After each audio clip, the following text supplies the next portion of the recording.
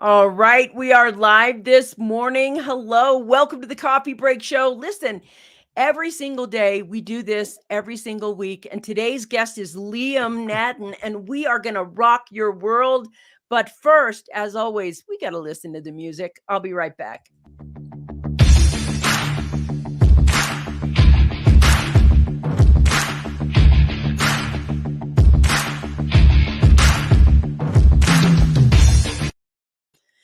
You're on the Success Secrets for Business, Family, and Life channel. This is the Coffee Break Show. I'm Vicki Helm. I'm so excited that you're with us today. Today, we are going to have a wicked, interesting conversation. And the thing that I think is so interesting about this conversation is that we're going to explore how to have more success, how to have more joy, how to have more of everything in your life right now by accessing and using your brain the right way. And doesn't that sound interesting? Like, how do you use your brain in the wrong way and how do you use it in the right way? And Liam is with us today. He is out in London right now, or in Paris right now, hanging out with us on the Coffee Break Show. Welcome to the Coffee Break Show, my friend. I'm glad you're here today. Hi, Vicki. Thank you very much for having me, and I'm excited to be here. Thank you. That's cool. Good morning. My better half is here. Welcome, Liam. Looking forward to this conversation. Listen, if you want to be part of the conversation, just put your name down below. We will invite any questions, and I see you guys popping on. Welcome to the show. Liam, I got to ask, how did you even get to the point where you were interested in the working with the brain in the right way? How did this happen? And tell us more about what you mean about the secret to success by accessing your brain correctly. Okay, well, I first got into all of this really through a bit of a disaster that happened in my life, where in my mid-40s, from being pretty successful, having, financially independent and several businesses and properties and lots of money, went to becoming homeless and penniless, lost everything virtually overnight through a few interesting things that happened. But and I ended up having to sleep on the sofa in the living room of my elderly mother's small apartment. I had to move back in with my elderly mother and sleep on the sofa. And after that, well, the first thing that happened as a result of that is I questioned everything I knew about how we get what we do in our life, how to be happy, how to be successful, because prior to that, I'd been the ultimate student of success, if you like. And I'd tried so many different things, and I'd been very successful in business, but I was always looking to find a way to be feel really happy and feel fulfilled, and obviously be rich and feel in control of my life. And I tried everything from religion. I was a very devout Christian for many years, and prayer. I tried a lot of the spiritual, practices and methodologies, meditation and things. And I've been down the whole self-help, personal development path with goal setting, reprogramming your brain, changing your beliefs, motivating yourself, doing all of these things. And I had I'd done seminars all over the world. I'd read tons of books. I had a huge library of all books and tapes. And I used to listen to self-hypnosis tapes for months, and carry around a little card with my goals on it and all those sorts of things. But and I thought, well, because of all of that, I know everything there is to know about success. Two things I figured. One is, why, when I was such an expert on success, why did this all happen to me? Why did I lose everything? I'm supposed to know how to be in control of my life and, guide my life to get what I want. And the second thing was, I thought, was I really that successful? Because I got a lot of what I wanted, but when I really think about it, I was also always so stressed, and I had so many problems all the time. And it seemed like the more successful I was, the more problems I had. So I thought, I need to do something different here and figure out, because that hasn't worked for me. And it didn't consistently work for anyone else I knew either who tried all these various things.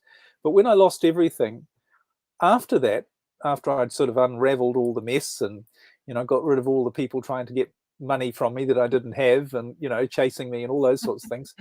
As I rebuilt my life, I noticed it was going a lot better than it had before.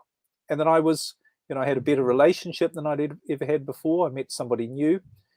And I was starting to do business things that were a lot more enjoyable, more fulfilling. I was making all the money I wanted and needed. And I was also doing a lot of the things that I always wanted to do, and many things I never knew I wanted to do, but I absolutely loved. And the best part of all, I didn't seem to have any stress or problems particularly. Life seemed to flow a lot better. So I thought, well, I'm doing something different here, and I need to figure out what it is, because unlike everything I'd tried, this seemed to be the answer. This seemed to be what I was looking for.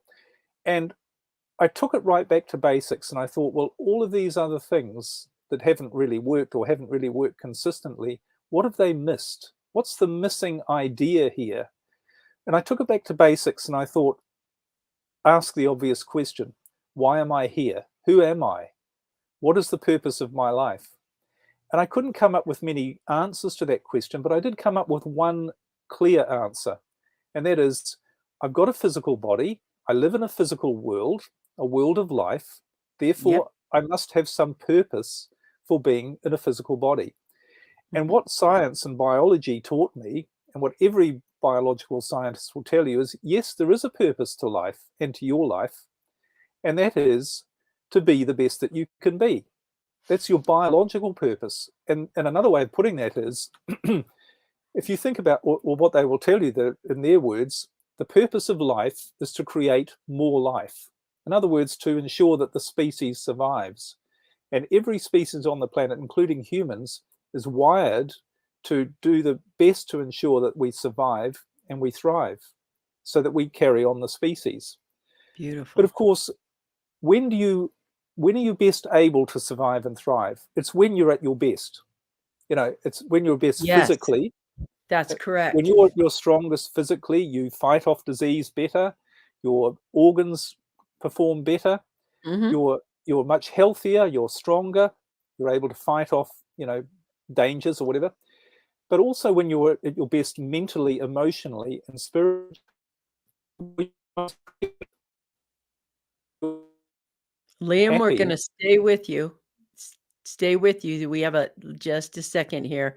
We're having a little interruption in your verbiage, and I'm so riveted to what you're saying that I want to. Oh, there you are. Let's go. We left off at the organs and everything being great and healthy, and so. Okay, so as well as physically being your best, you're supposed to be mentally your best, because when you're using your mental faculties, you're your most creative. You come up with great ideas. You know how to solve problems better. You're in the flow. You're in the zone. Things work the best. So you can come up with new ideas on better ways to do things. So biologically, our whole purpose is to be the best that we can be, physically, mentally, emotionally, spiritually. That's when we have the best chance of survival. So when you think about that, I thought, right, well, that makes total sense. I'm supposed to be the best that I can be. Now, how do I do that is the question. But then I asked a different question, which is, well, if biologically I'm designed and my purpose is to be the best that I can be, then nature must have provided something for that to happen. There must be some tools or resources. So must be something inside. There's something about me that's designed to ensure or try to ensure that I'm the best that I can be. And that's when I started to think about the brain. And then I started to learn about the brain, and I was shocked at what the brain actually is. We have no clue. I mean, science is studying it and they're starting to get a clue, but you and I have no clue about how incredibly powerful the brain is. It's trillions of times more powerful than the most powerful computers on Earth. In fact, they did an experiment not so long ago where they got a computer, one of the largest, most powerful supercomputers in the world, to do the same task as a human brain, a simple task. And the human brain carried that task out in 1 second, and it took the computer, this vast supercomputer, 40 minutes to do this one task. and yet we do hundreds of thousands of things every second. So we have no clue how powerful our brain actually is, and we don't know how it works. And it struck That's me. so interesting. I Mm, want to stop right there for a second because I know from the books I've read as well that they know more about the brain in the last like 20 years than they have in the last thousands of years. And unpacking how powerful it is somehow we think, and I love that you said this, and I think it's so important. The actual task of this supercomputer compared to your own brain, it did it in a second in the brain and 40 minutes to go ahead and do it on this computer. What we have a tendency to think is that something outside of us is smarter, better, quicker, faster.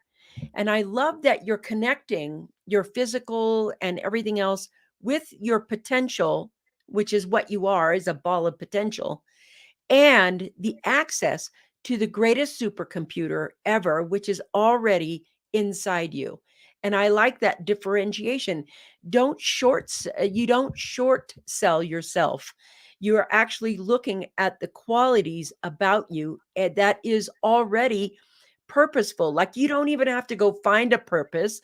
You are purpose. The question is, how do we access that purpose? I love this, Liam. Keep going. I just got to know more.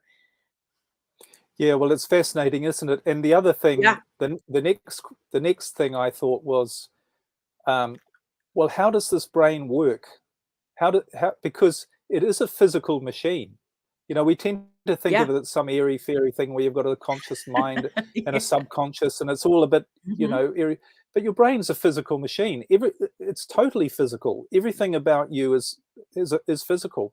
So it is a machine. So if it's designed to make you the best that it can be, then surely all you need to do to be the best you can be is to figure out how to use it. Because Yes. like any machine, it's like your motor car. I often use this analogy.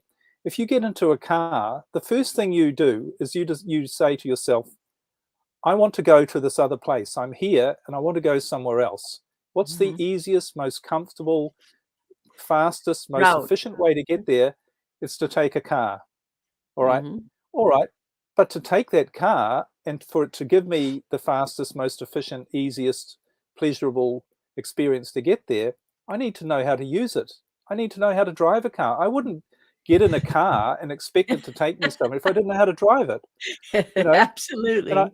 and I'd be sitting there and I'd go, what are all these levers and what's this do? And I don't know how to do it. Well, and then you might try various things and the car might not like it, and you're going to end up with problems.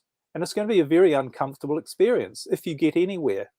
And maybe you say to yourself, I know how to get this car to where I want to go. I need to get out from behind and push it, and put in all this enormous energy and effort and push this car. That's how it must work, because no one's taught me how it works. I don't know, but I'm just guessing that this is because it looks like that's what you should do, Mhm. because I don't know how all those levers work inside. So I'll just get on the outside and push. And if I'm not getting anywhere, or what happens if you try and do that, you just get worn out, Yeah. exhausted, and you damage your body. You don't get very far. And you know what most people would think you'd do in that situation? You'd go, I'm not strong enough. I need to develop my muscles so I can push it harder. That's Because that's true. why it's not going very fast. And that's why I'm struggling, is because I'm not pushing hard enough and I'm not strong enough. So if you think about that, it all sounds nonsense, doesn't it? It sounds It ridiculous to do absolutely that. it does. And I mean, yet, here we name any are. machine, name any machine in the world that you think you can use without knowing how to use it. Computer, vacuum Agreed. cleaner, you have to learn how to, you automatically assume that you're going to learn how to use this machine before have a, you have no expectation that it's going to do anything unless you know how to use it the right way. Agreed. And yet the most powerful machine that exists, no one's ever taught how to use it. And then God, this no is one's ever taught brilliant. us that, So well, brilliant what you're you saying. know, It's so true. And it's it's logical. fundamentally makes sense. It's not Mm, big scientific anything. It's like if you have any discernment at all, you understand that one of the things we're not taught, we're taught how to talk. We're not taught how the talking affects our machinery. It's like we haven't been, it's like being, learning to use the car by driving in reverse to go forward. We haven't actually learned all the aspects of the brain, how it works, how it unfolds. And I think it's so interesting and so basic and so fundamental. I'm having like a duh moment, where we're like, duh. So tell me, Yeah. let's dive in a little bit to how the things that you look at and how it works, how we can improve the quality of our brain. And a lot of what you're saying, Liam, I'm already off into those people who have, Alzheimer's, where their brain is shrinking and their fundamental quality of life and abilities shrink along with it. And so much about the brain controls everything, absolutely everything in the physical. And um, even to me, in the spiritual, the brain is the bridge between the personality self, which is the physical self, and the spiritual self or the soul self, whatever you want to call it. It's that bridge between this side and this side. And if it fires incorrectly, there is no way. I don't know who this is, but thank you. Me too. I'm having a duh moment. It is. It's just like that. It's so interesting to have that kind of moment where you're like, yes, really, we're not accessing it at all. So, and it houses and encases potential, and it houses and encases, your brain houses and encases every bit of malleability and potential, so that you can transform, become, have more, have less, be happier. This is so interesting to me. And I wonder how much of our bad habits create depression, our bad thinking habits, our bad use of our brain create mental illness. I think this is a fascinating topic. Well, yeah, I mean, the only conclusion you can come to is that if you are using it the right way so that it functions properly, you won't have a problem.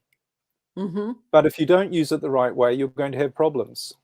So the Absolutely. logical conclusion from that is, if you've got problems in your life, it's simply a reflection that you're using this machine the wrong way.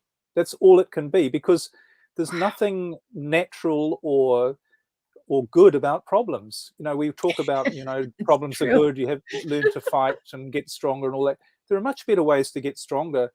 Problems only make you weaker. Stress, anxiety, all of those things, they just weaken you, make you sick. They don't make you creative and contributing in a vast way, which is what you're supposed to be doing. So this whole idea about problems are not actually natural. And if you look around the physical world, every other species, there are no problems. And I spend a lot of time in nature, and I love observing birds and watching them. And Me your too. listeners, try this. Just go out and look at a bird for 5 minutes, and you will see how perfectly that bird operates in its environment. It doesn't have to worry about food. It doesn't have to think about what it's doing next, or you know, everything works perfectly. There really are no problems in nature. Yes, there's life and death, and things don't appear to go right sometimes, but there aren't fundamentally any problems. So it really is the same for us. And just because most people have problems doesn't mean that it's natural or that you should have problems. We justify problems because we can't think that there's a way to live without them, but there actually is. And that's your whole purpose, is to live without problems, because that's when you're the best that you can be. Mm. I this is really this is really moving my heart. I'm actually kind of Right. fighting back the clumpness of what you just said, because birds and or animals, but birds especially. I live in the mountains, and my property is surrounded by boatloads of birds, and we invite them in as well. But when we look at birds, or I love to listen to them. Like, I could just shut Mm. my eyes and listen to the sound of the birds.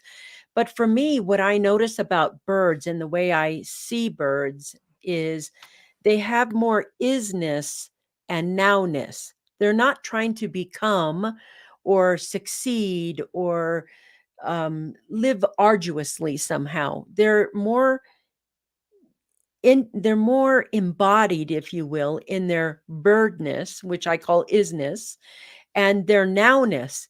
And what you said about, they're not worried about food, they're not worried about this, they don't have problems. And it's really interesting that problems are something humans made. And so the animals, maybe in the animal kingdom, live in more isness than they do in problems. And if they do live in isness, and my guess is the more you live in the isness and the nowness, there isn't a problem. There's only, if something shows up, you're proactive. Like if a cat climbs up the tree, the bird just flies off. And it doesn't turn around and go, oh my God, there's a cat in the tree. What am I going to do? And, try to throw sticks at it or whatever. It just simply removes itself from whatever that danger might be, including a deer if it runs and does that. And I loved what you just said about that. And I realized, and my question, I'm wondering, Liam, is, and I don't know if it's a deep question or not, but I do know that part of how we learn to think, and nobody's actually said, who taught us to think? We never ask ourselves that. Who taught me to think? And is the way I'm thinking healthy or unhealthy for me? I love the thing about the stress and everything else that you have in your life, whatever, it makes you sicker over time. That's true. And in the momentness for the human experience, most people find that hard to be in. They're usually in the future or in the past. In the momentness, when we're truly in the moment, is there anything happening dangerous now? Nope. How are you doing right now? I'm doing really good. I'm having a conversation with you. Our mind is trained somehow to run off and say, well, this is dangerous and this is wrong and and I've heard the reptilian brain versus the other brain. I don't know what that is, but I'm asking you, what is it that is the initial trigger for, is it our thinking or is it not synapses, our, the brain where it gets ingrained? I'm having a brain fart with what it is right now, but um, it's how our brain operates in such a way that we have knee-jerk reactions based on parts of our brain doing the same thing over and over and over and over and over again. And if we are to change our brain so that we can have more access to a more fuller life and a more fuller ability, how do we do that? And I asked 3 questions at once. Can you just answer them all? Sure. Well, what I think you're really asking is how does your brain work? How do you create this life How do you without problems? transform it? Yeah, and you've touched on several things in your questions. Maybe I could explain very simply, because you also said the brain is infinitely complex. Excuse me. It is on one level, but like your car, you don't need to know how every little thing in the car, how That's it true. works and what it's designed to do and how to. All you need to know are the basic principles on how to use that machine. It's the same with your computer. You don't know all the code and the hardware and everything. You just know how to press a few keys and use it the right way. And the great thing is it's the same with your brain. You don't need to think of it as this enormously complex thing. You just need to know how easy it is to operate, because it's designed for everyone to use it a certain way naturally. So we don't have to get a degree and spend our life trying to understand it. In fact, that makes it worse. So essentially, your brain has 4 major areas, and these are all different physical areas. But to simplify it, I'm just going to give them a common name. So you've got your thinking brain, okay? That's the part of your brain that gives you your thoughts and also enables you to communicate. You've also got your emotional brain that creates feelings, and they can be good feelings, love and gratitude, or bad feelings, fear, anger. There's also your mechanical, also called your survival brain. And that's the part of your brain that looks after all of the things in your body that keep you going without you thinking about it. So your breathing, your heart rate, your, all of your organs, your elimination of waste, all of the things that you don't think about. That's your mechanical brain. But there's a fourth part of your brain called your creative brain. And this is different to your thinking brain, and it's different to your emotional brain.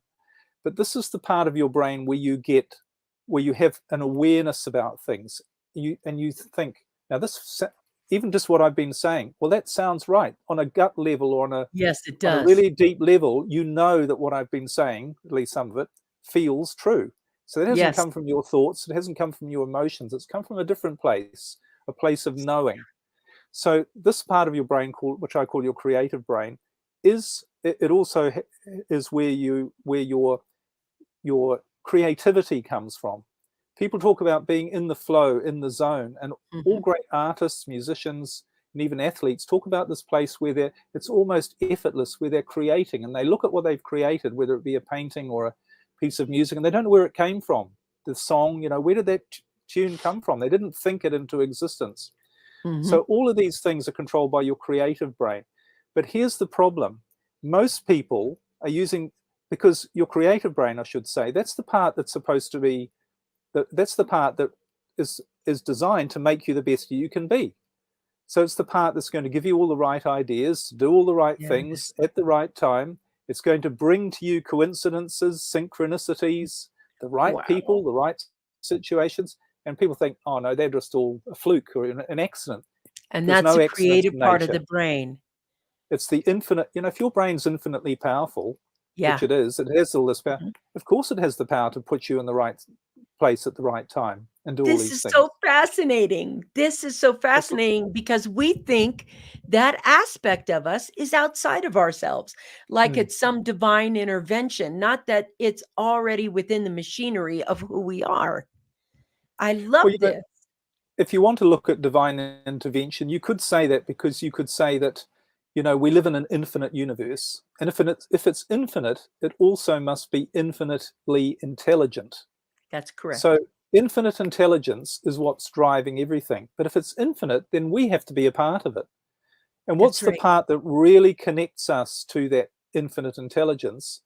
It's this part of our brain, our creative part of our brain. So it's designed to tap into everything it needs to tap into to bring you the best life, the happiest, the healthiest, the most resourceful life, most fulfilling life. That's your purpose for being here. And that's what your creative brain does. Beautiful. But here's the problem. People are doing it all the wrong way. They're not allowing that part of their brain to do the job. A, they don't know it exists. B, they don't trust it. And there's a reason why they don't trust it. So what they're using instead is they're using their thinking brain, and they're trying to figure stuff out. And they think, I need more information. You've got everything you need in there. You don't need to read another book, except my one. No, and your one. Except my books. His books and my books. Those are the ones you need to read. But if people have problems, what do? They go and look for an answer, look for a solution, look for more information, look for, and try and fixate on the problem and say, how do I fix this? And I've got to come up with a plan and a strategy. And if I haven't solved it, then I need more information. But your thinking brain doesn't have any of the information. All your thinking brain has is the ideas that you've picked up through your senses and your thoughts throughout your life. It's like a library of past experiences and information. It's not an infinite resource. Your creative brain is what's going to find the answer. So this is amazing. But this is the problem. People, we've all become obsessed with trying to figure stuff out, and with that comes not being happy with what we've got and not trusting. And it's interesting you mentioned that this is all new about the brain and all these discoveries. The funny thing is, it's not new at all, because all of this is described in religious texts, particularly the one I'm familiar with, the Bible. The Bible explains exactly how your brain works and how you're supposed to use it. And one of the things it says is... Wait a minute. Say more about that. Say more about that. That's an interesting. About the correlation between how your brain works and the Bible. where, I've read the Bible Where does it 3 say it? times.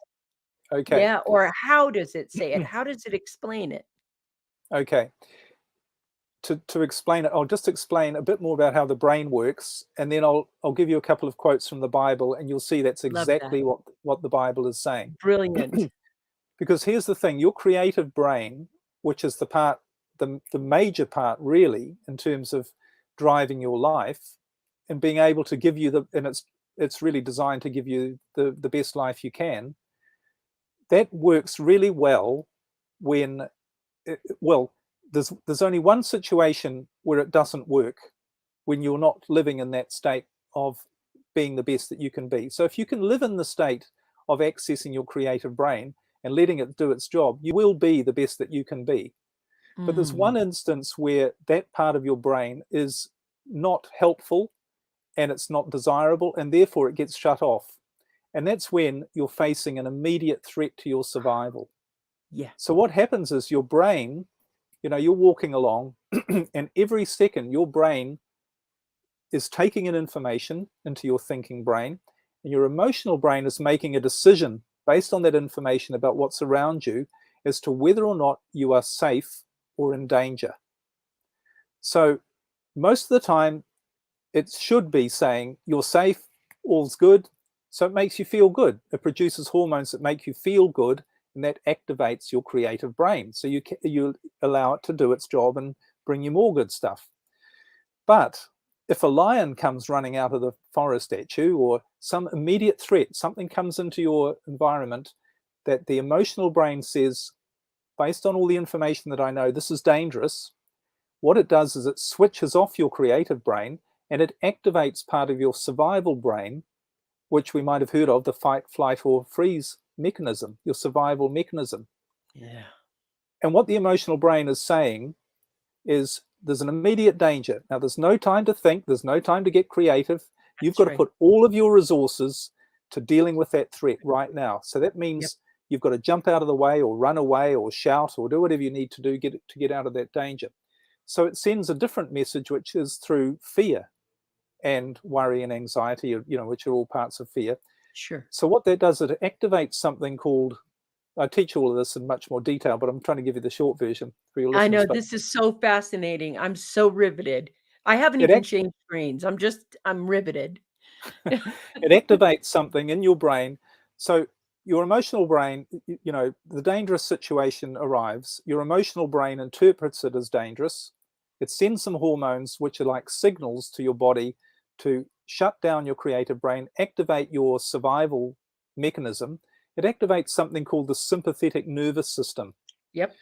And what that does is it gets you to focus everything on the problem, the immediate threat. So you don't need that creative brain. You don't need awareness and thinking or any of those things. You just need to react to that situation right there and then. So as part of that function is designed to find every danger, every threat that exists in your environment right there and then. So it shuts down your awareness of anything that isn't negative. So you see the world in a much more negative way. You only see the danger. You only see the lion. You're listening out for, are there any other dangers? You're not looking at the flowers and going, isn't this beautiful? And look at the sun shining and making me feel, block you from doing all of that, because it's got to get rid of that danger, and it's stopping you from thinking properly, because you can't think. You'll be dead if you think, and if you try and rationalize and go, oops, I didn't see that danger. So, and it puts all of those, it not only shuts that down so that you don't use it, so you don't trip yourself up when you need to just react to a danger, but it uses all of those resources, those physical resources from that part of your brain, to your muscles, to your breathing, to all of those things that are going to help you escape or overcome that threat and danger. But the problem is, for most of us, we live in that state most of the time. We have trained our brain to react to something that is not a threat to us. And we're walking around and our brain is telling us, there's a danger here, you could die, you're a threat. And people are just in this reactive state. They can't see the big picture. They see everything for much worse than it actually is, because your brain is looking for all the negative stuff. And if it can't find it, it wants to make more. It has to make sure that it's focusing on all the negative stuff. And so part of the problem with that is that's fine when you're facing a lion, but what about these imaginary threats that aren't real? There is no threat to your immediate survival, but your brain is telling you that there is, because you're using it in a way, you're using it the wrong way. And the biggest problem with that is you can't solve problems in that state. So what it literally comes down to, if you feel fear, anxiety, stress, worry, you're shutting down the part of your brain that can actually not only see the truth about your situation, but can actually create solve the problem for you immediately. Yeah, and this is This why, sorry. this is so interesting, Liam. I have to tell you, the whole time you've been talking, I had an incident that happened to me when I was 18 years old, and I lived in California, and I worked this little taco place that was um, uh, popular, and it was 11 o'clock at night, and the place had closed down, and there was just two of us in the building, my manager and myself. And at some point, I had to take the garbage out of the back. And when I took the garbage out of the back and I stepped out, there was a man with a gun who had a Mm, revolver, and he stuck it in my stomach. And mm, I walked back with my hands up like this. And the first fight or flight that you were talking about happened that moment. And he was equally as scared as I was. I didn't notice that at the time. But as I backed in with my hands up, my manager saw as well. And she screamed and threw everything up, and her hands were up as well. And during the time that this burglary was taking place, I looked at the gun and I could see the bullets in the gun. That's why I knew it was loaded. And he said, take off your glasses, because when I'm not on the show, I have glasses I wear. So I took my glasses off and I put them down. And as I backed in, I could feel this, what the components of what you're saying. I had fight or flight for a second, but then my adrenaline, my mind couldn't think of what to do. There's what to do. You can't think of it. It's mm, right there. The gun, I could feel it pressed against my stomach. I'm not trying to move it out of the way or whatever. But as that moment happened, I actually let go of my thinking and I started listening. And earlier, when you were talking about that listening and that knowing in the back, I want to get to the point where I say, whatever problem it is, Liam, what you just said was so important because it triggered me into knowing that that thinking part of us that is so, I'm trying to solve the problem, blah, blah, blah. That knowing inside me is what solved the problem. And what I yeah, did instead of think is listen.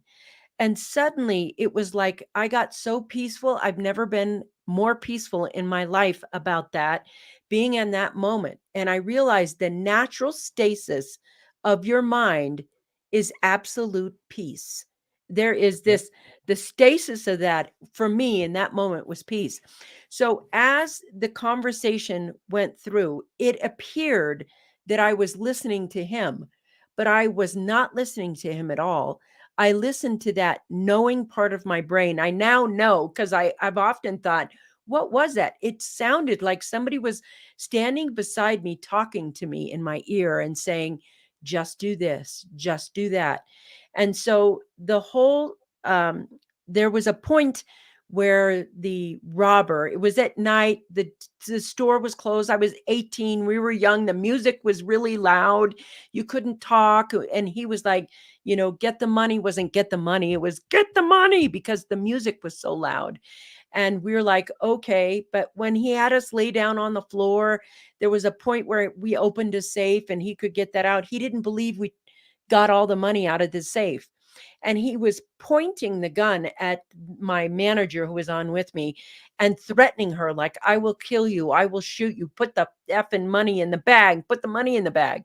And I heard, literally, I heard them say, tell him to go look in the safe. Tell him right now, go look in the safe. She's telling the truth. They told me exactly what words to say in the moment. And when I surrendered to that, I popped my head up and said, go look in the safe. She's telling the truth. There's no money there. And he saw I was so calm, he started to calm down. And he leapt over, looked at the safe, and realized there was no money there. And he was getting ready to pull that trigger. And in that incident, it's like, even with the most threatening portion of your life, I learned today, Liam, that no matter what, the answer is always within. It's always accessible, but we've trained ourselves not to access that part. We've trained ourselves to have knee-jerk reactions and try to think our way through it. I want to know, if we don't use it, will it atrophy? Do we need to exercise it again? Or how do we build the access to those points of us? Because what I'm hearing from you is there are parts of our brain that house already our happiness, already our purpose, already our presence, already we're struggling to find something we already have. Is that true? Am I reading that right? Absolutely. And the biological proof for that, because I'm into proof, not just ideas. Yeah. Yeah. I'd spent years just listening to people who sounded convincing, and just said, just Mhm. believe that this is the truth. Just believe me, and I'm successful, so therefore I must be telling the truth. But the biological explanation for this is you have approximately 75 trillion cells in your body. And in each one of those cells is a thing called DNA. And Mhm. what DNA is, it's a chemical, it's a collection of proteins chemically. It's actually a blueprint for who you are. And there are 250 million pieces of information in the DNA in each cell of your body, which is all about who you are, unique, this Mhm. unique individual. And really your brain's job on a more fundamental level is to ensure that that DNA, which is who you are, really, that's what's continued. That's what survives. So you are programmed, your brain is programmed to express the uniqueness of you, the 250 million bits of you that you don't share with anybody else. And this Oh is my God, why, that made my hair stand up. yeah, it's very exciting, isn't it? Well, But when you yes, and it's realize that, so real. It's like everyone knows there's cells in the body and there's DNA and yeah, this is not advanced science. This is like it's basic, logical. yes, basic Mm, science right here. It's yeah. fantastic. And just coming back to mentioning the Bible, I said Yes, earlier, does the please. Bible tell you how to use your brain? Well, you remember we said that fear blocks your access to your creative brain, which is the part of your brain that solves your problems, stops you making silly decisions. How many times do you get that gut feeling, oh, I shouldn't be doing this, I shouldn't be marrying that person, or I shouldn't be getting myself into this situation, or I shouldn't be employing that person, or I shouldn't be doing this business deal, but you Mhm. override it with your Oh, yeah. thinking brain. You go, no, no, it'll work, I'm going to make it We're too happen. far in it. We gotta complete it. Oh, give That's them a right. break. I'll Maybe be a they'll failure change. if I don't carry on with it. So of course I'll show everybody and myself that I'll achieve. And we make the wrong decision because we're afraid. We're afraid that we'll be a failure if we don't go through with it, or we're Mhm. afraid that something better won't come, or Our ego something better overrides won't it. come along. And in that state, we're in our fear-based brain, and that's why if you get out of that and if you get into your creative brain, you do the right things. You go, no, I don't need to do that. Doesn't I'm not Say the afraid right of, things. yeah, say, and you're not even worried whether you say the right things or not. You will, but you're not afraid of saying the That's wrong right. thing. That's So right. so this is why it's so important that even Einstein said the same type of thinking that we use to solve problems cannot be the same type of thinking that we use to create problems. So Mm. you'll never solve your problems permanently and effectively if you're doing it in a fear-based state, because in trying to figure it all out, you've got to allow your creative brain to bring you the right people, bring you the right situations, bring you the right information, the right ideas, and to get you to actually do it as well. Because so often we're not, we know what to do sometimes, but we don't do it. You've got to allow yourself to do that. So when you realize that the only thing stopping that part of your brain from running your life all the time is you activating fear in your life, you realize fear is the enemy. And Yes. where does it say fear is the enemy? In the Bible. It says more than 360 times, be not afraid. Be That's not right. afraid. That's what it says. It's not saying, well, here's just a nice idea. That's an instruction. It's saying this is how you use your brain, you know. And can I just quote to you from the Bible, speaking of it? How does this sound? This is what Jesus said. Therefore I tell you, do not be anxious about your life, what you will eat or what you will drink, nor about your body, what you will put on. Is not life more than food and the body more than clothing? Look at the birds of the air. They neither sow nor reap nor gather into barns, and yet their heavenly Father feeds them. Are you not of more value than they? And which of you, by being anxious, can add a single hour to his span of life? And why are you anxious about clothing? Consider the lilies of the field, how they grow. They neither toil nor spin. Yet I tell you, even Solomon in all his glory was not arrayed like one of these. But if God so clothes the grass of the field, which today is alive and tomorrow is thrown into the oven, will he not much more clothe you, O you of little faith? Therefore don't be anxious, saying, what shall we eat, or what shall we drink, or what shall we wear? Do not be anxious about tomorrow. Tomorrow will look after itself. It's all through the Bible. This is the message. That's beautiful. Don't worry. You're going to be looked after. And what are you being looked after by? By this infinite machine. And whatever you want to say, it's tapping into infinite intelligence or God or, Whatever it is. creativity. It's the intelligence that drives all of the universe. And that's what you tap into when you are not afraid. But when you're afraid, you're blocking all of that because you're busy you're busy being off track. Your brain is saying, whoops, we're off track here. We've got a problem. Get rid of it in 5 seconds and get back to being good. When you think about it, why do people argue? What's actually going on? How many times have you been in an argument? I know I used to be, where you say something and it's not helpful and it's not going to do anything, that it's going to improve the situation. The person you're with, it's not going to make them feel, in a marriage. I talk about this in my coaching with people on their marriage, but when they're having problems, but you react, don't you? And so somebody says something, you get upset and you say something hurtful back and you think, why did I do that? Because it only made it worse. But actually to your brain, it made things better for an instant. Because that ego piece. When you're angry, you have activated your sympathetic nervous system and your brain is just looking to get you out of the pain there and then. And the fastest way to get out of pain when someone's shouting at you is to shout back, because then it makes you feel better for an instant. It doesn't do anything. Robin, I'd like to apologize. Yeah, it's helpful, isn't it? I have to go back, Liam. There's a part of what we've discussed about fear that begs the question. When you're in fear and you're drowning in your chemicals of fear, because that's what the limbic system does. It's like pour some chemicals in there. Yeah. What do you do? How do you come back to center? What technique can you give us where when our reasoning and everything else has been pulled away, what is it that we can do? Just maybe a quick something that can bring us back so that our brain gets fully functional again. Well, there's a couple of things there are many things you can do, and they fall into 2 categories. One, the short-term fix. Smoke something, drink something, turn on some mindless television to make you feel worse, or do something. I don't like any of those suggestions. That's right. And that is the problem, that most people want a quick fix, and your survival brain, when you're operating in fear and anxiety all the time, your brain is continually looking for quick fixes because it thinks that a quick fix is the solution. The lion coming at you, the fix to jump out of the way.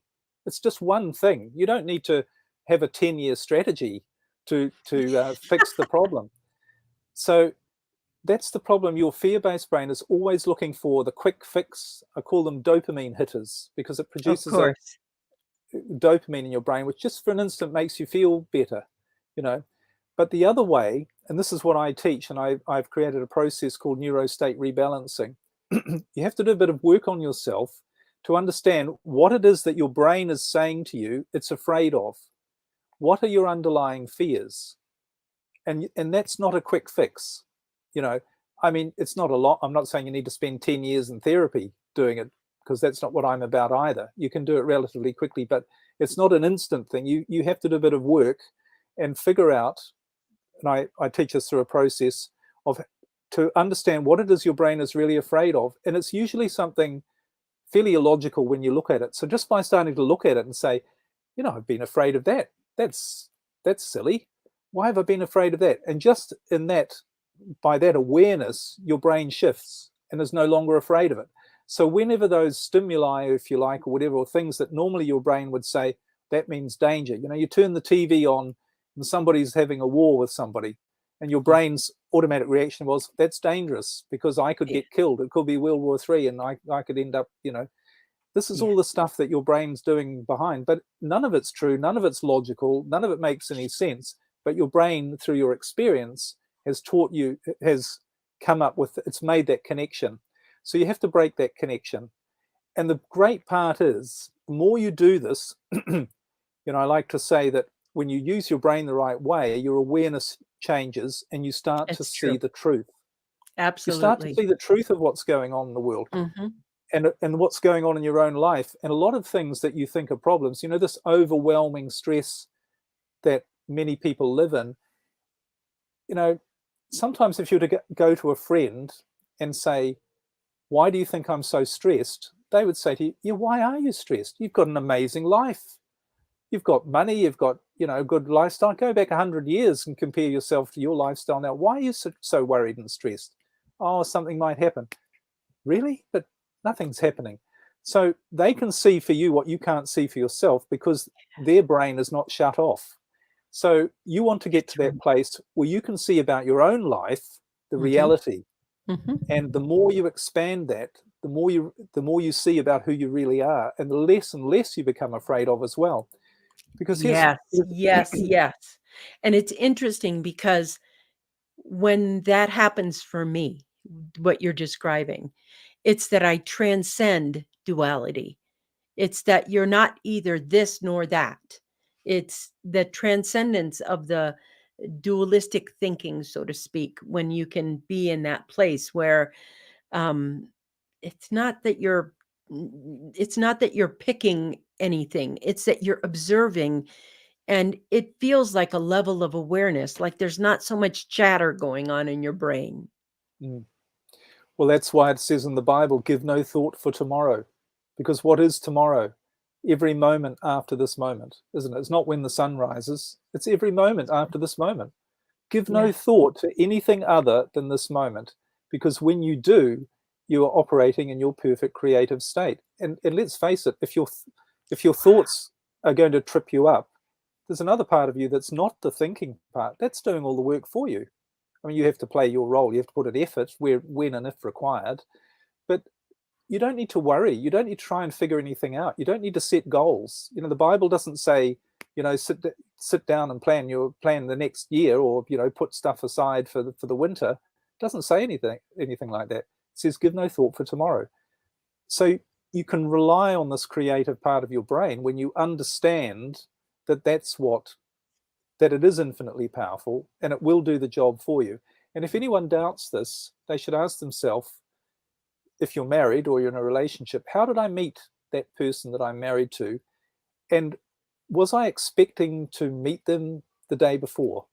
Did I sit down the day before and say, tomorrow at 9 a.m., I'm going to meet this man or woman who's got all of these qualities and characteristics, and I'm going to visualize them, and we're going to get married and have children or whatever?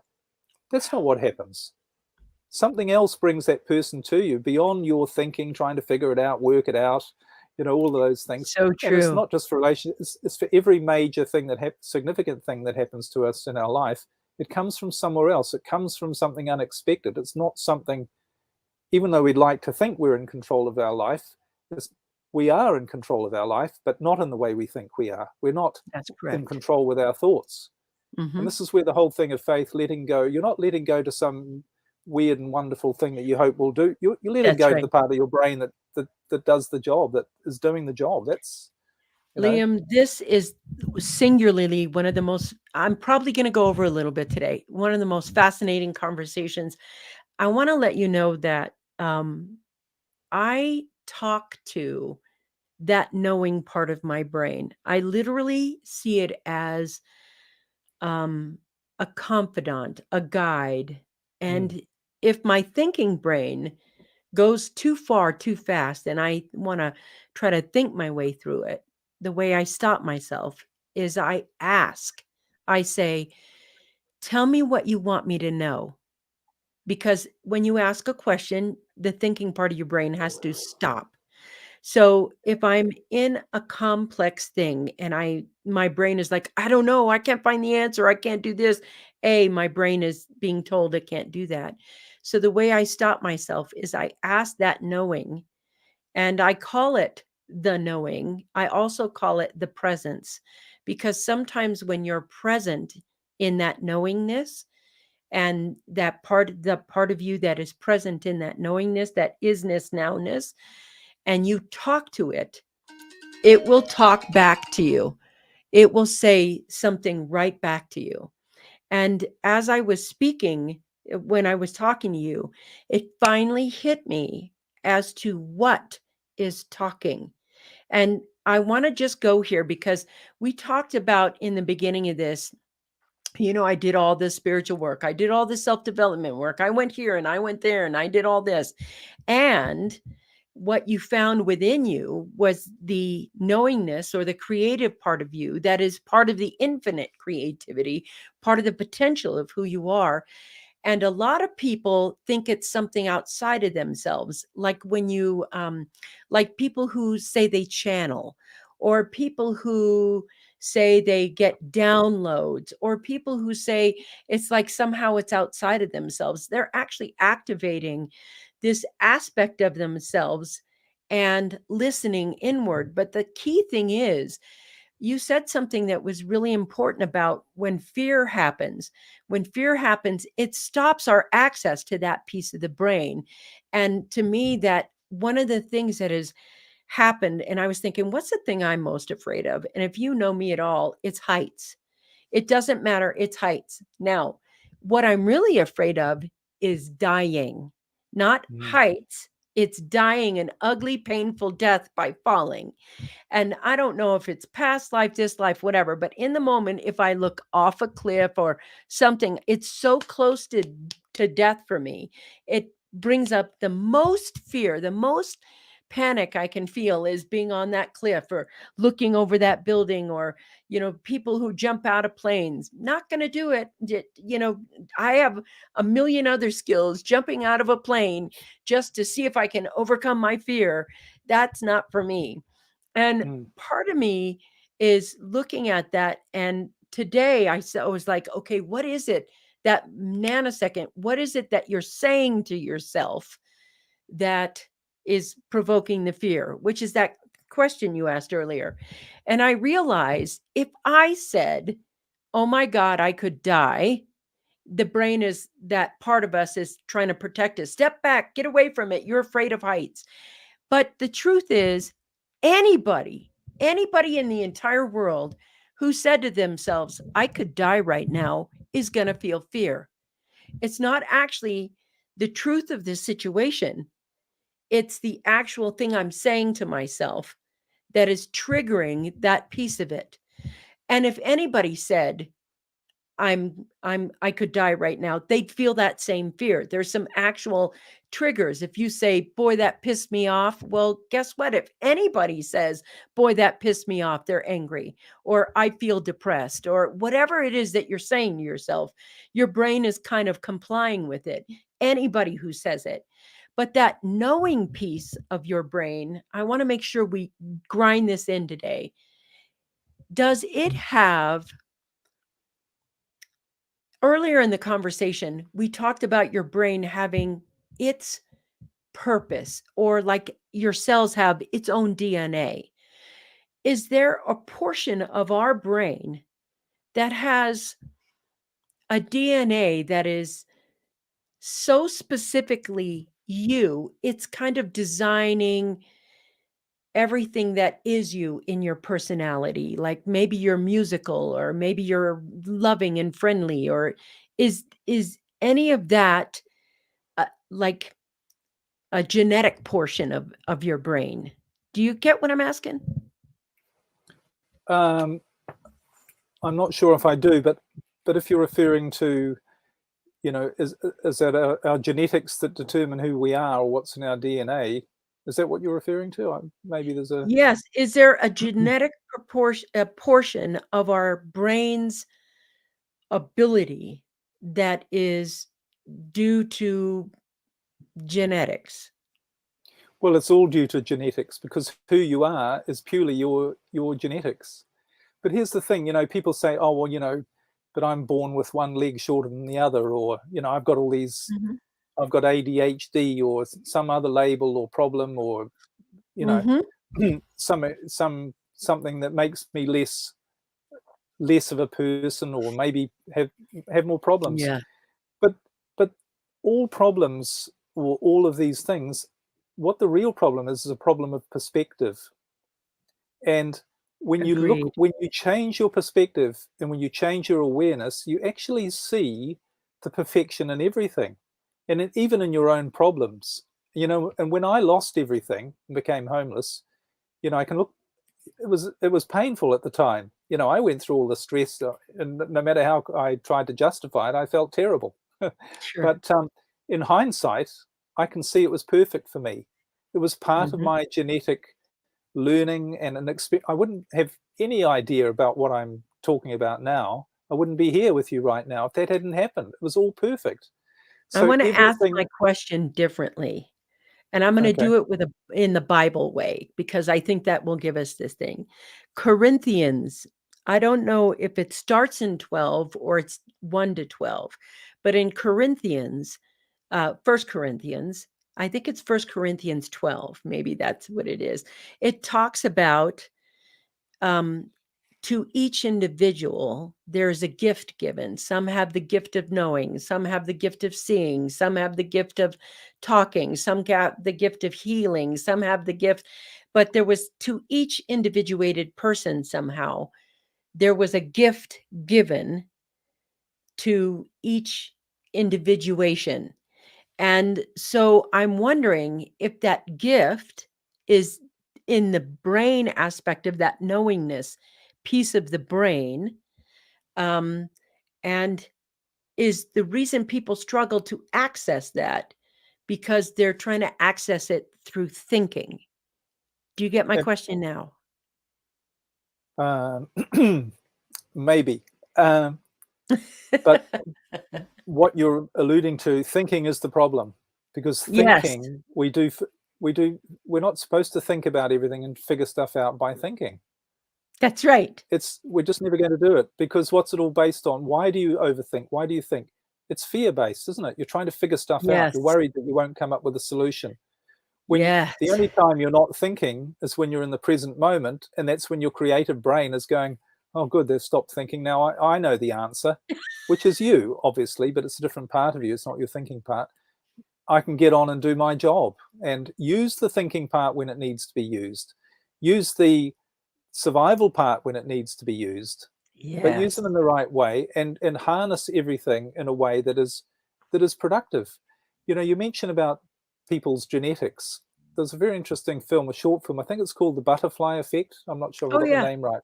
It's Hmm. about a man born with no arms and no legs, and he starts off as a circus. And you'd think somebody born with no arms and no legs, is what a problem that is, and he'll never amount to anything.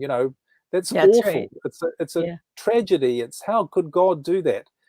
But he goes from being a sort of a circus freak that everyone laughs at to being a real inspiration. And people Hmm. come up to him and hug him and say, you've changed my life, because you've shown me what, if you can do what you can do with no arms and no legs, and then Yeah. what excuse do I have?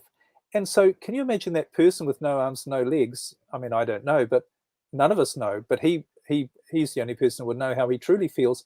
But how rewarded he would feel that he didn't have arms and legs when people were expressing such love towards him. Yes. So all it is a different awareness. We look at other people or even ourselves, and we say, well, I've got these problems, which means I can't do things. You don't know, if you think that way, you're using your thinking brain, you don't know what you could actually do and what you might end up doing because of that thing that you Yes. have.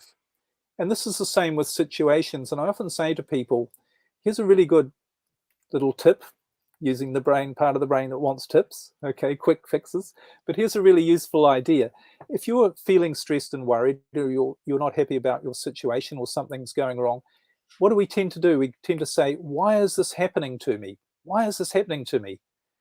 But instead of saying that, say to yourself, why is this happening for me? Why is this happening for me? Not to me, but for me.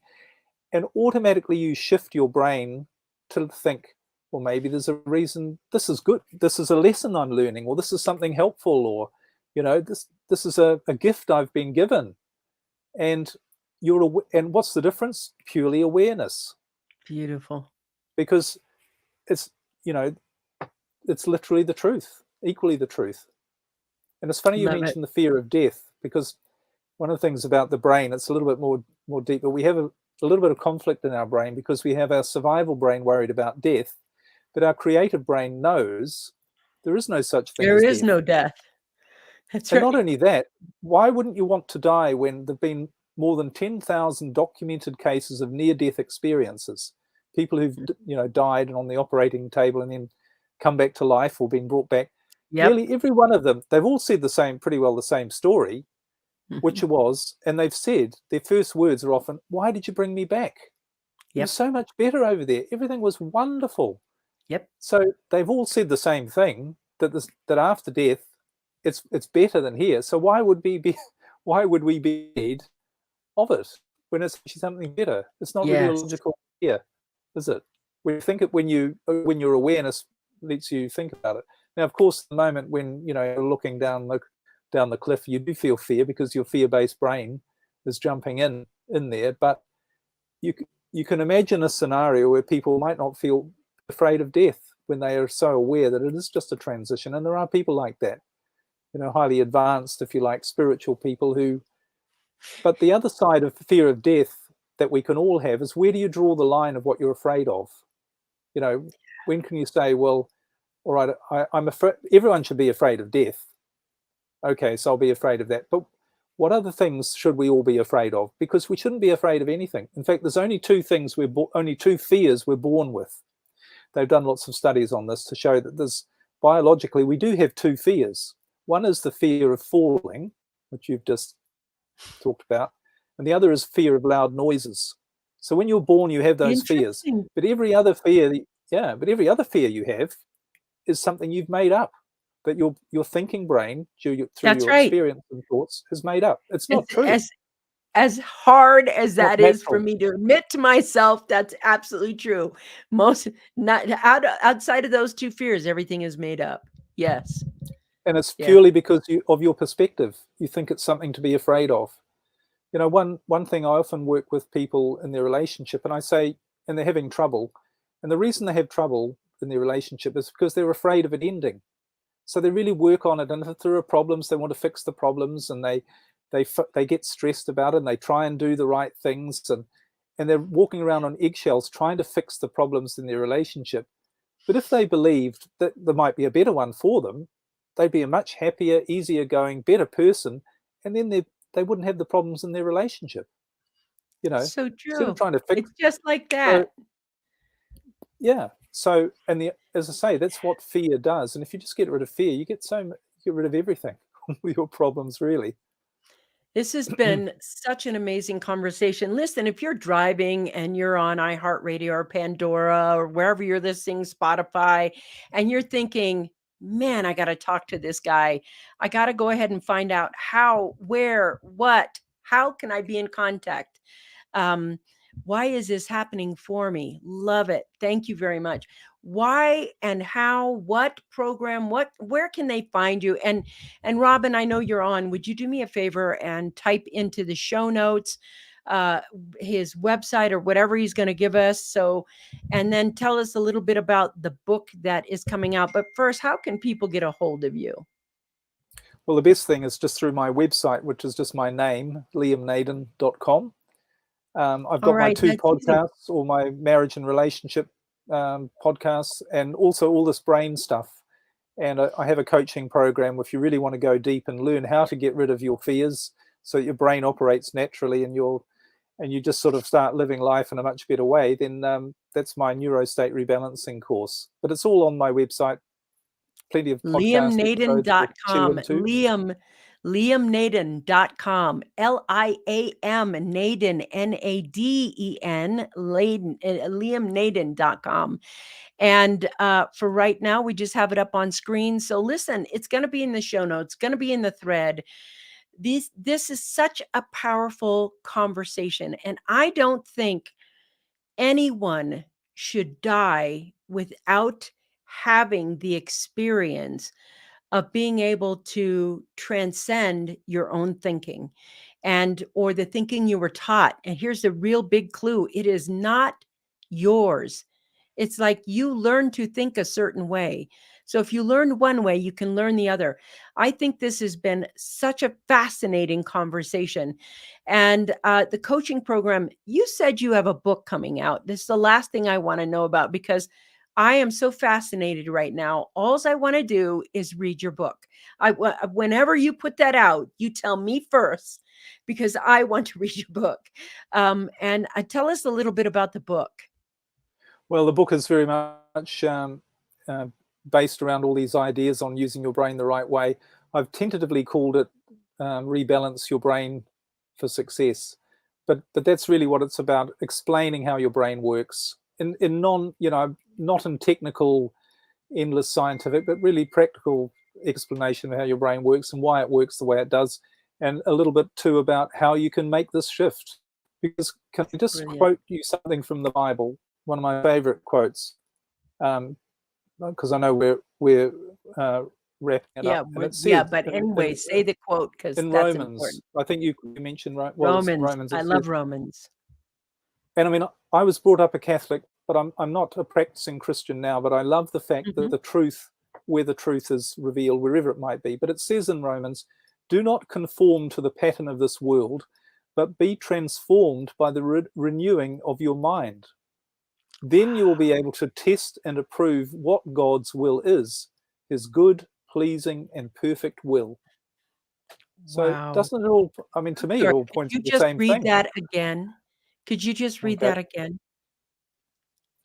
Do not conform to the pattern of the world, which is living in fear like most people, but be transformed by the renewing of your mind. Then you will be able to test and approve what God's will is, his good, pleasing, and perfect will.